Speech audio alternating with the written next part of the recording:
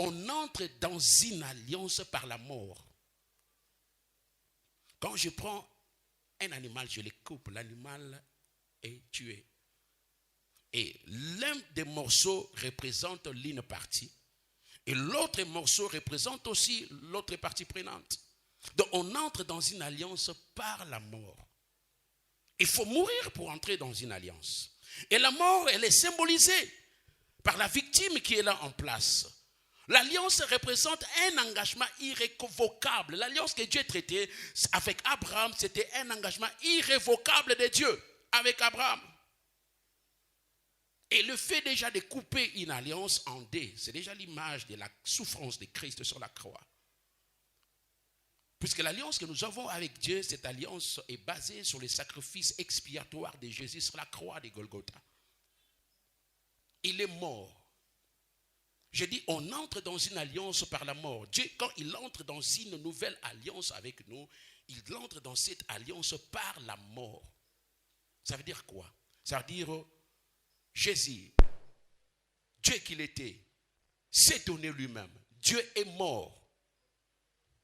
Et nous aussi, en entrant dans cette alliance, nous mourrons. Une alliance n'est valable qu'après la mort des parties prenantes. Et c'est dans cette dimension que l'alliance prend même la forme d'un testament. Souvent, quand dans la Bible on parle de l'alliance, on peut dire nouvelle alliance ou nouveau testament. Pourquoi? Parce que la Bible dit que les testaments n'entrent en vigueur qu'après la mort du testataire. Exactement aussi avec la cérémonie liée à l'alliance. Dans une alliance, les deux personnes qui coupent l'alliance sont censées mourir. Christ est mort. Et tu me diras, mais moi je suis vivant. Comment me retrouve dans cette alliance? Et l'apôtre Paul va nous aider à les comprendre dans Galates chapitre 2, verset 20, 21, quelque chose comme ça, 22. Quand l'apôtre Paul dira, j'ai été crucifié avec Christ. Et si je vis, ce n'est plus moi qui vis. Donc on ne peut pas entrer vivant dans une alliance.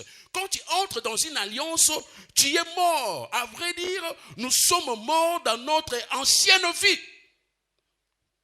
Quelqu'un me comprend? Aujourd'hui, ça ressemble un peu à mardi. Donc, nous entrons dans une alliance par la mort. Donc, tu ne peux pas prétendre être en alliance avec Dieu tout en vivant ta vie ancienne. Je n'ai qu'un seul amen, celui de ma femme. Je n'ai que quelques amens de ce coin-ci. Ça sonne fort ici, non? Donc on ne peut pas prétendre être en alliance tout en vivant sa vie ancienne. Paul dit, j'ai été crucifié avec Christ. Si je vis, c'est Christ qui vit en moi.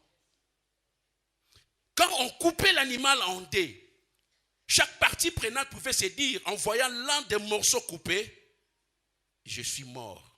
Et comme je suis mort, il va maintenant passer au milieu pour dire, j'entre maintenant dans l'alliance. On entre dans l'alliance par la mort. J'ai été mort. J'ai été crucifié avec Christ. Si je vis, ce n'est plus moi qui vis, mais c'est Christ qui vit en moi. Pour comprendre que dans cette alliance, Christ mourait, l'expérience de Golgotha a été préfigurée dans l'alliance que Dieu coupait avec Abraham. La Bible dit au verset 11, disons le verset 12, au coucher du soleil, un profond sommeil tomba sur Abraham. Et voici une frayeur et une grande obscurité vinrent l'assaillir. Une grande obscurité au coucher du soleil. La victime expiatoire est déjà mise à mort. Une obscurité est venue.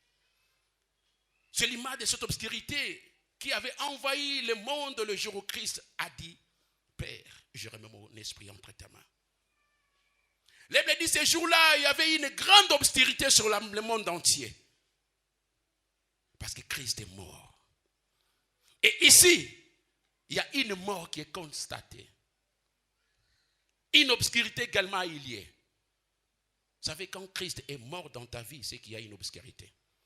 Quand dans ta vie, tu n'as pas Christ, c'est que tu vas vivre dans l'obscurité. Et ici, nous voyons l'obscurité envahir l'espace au coucher du soleil. Un profond sommeil tomba sur Abraham. Et voici une frayeur et une grande obscurité vers la Séhir. Souvent, quand Dieu envoie un profond sommeil, c'est qu'il veut faire sortir quelque chose d'extraordinaire.